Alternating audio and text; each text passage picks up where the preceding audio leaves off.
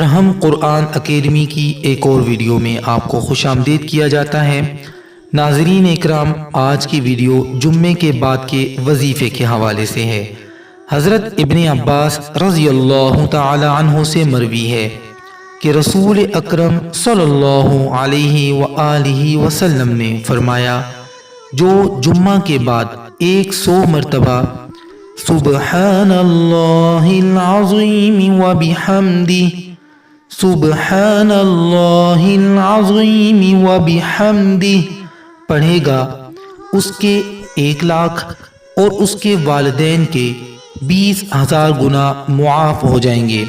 معزز ناظرین اکرام، جب بھی رسول اکرم صلی اللہ علیہ وآلہ وسلم کا نام آپ کے سامنے لیا جائے تو آپ پر لازم ہے کہ آپ نبی اکرم صلی اللہ علیہ وآلہ وسلم پر درود بھیجیں۔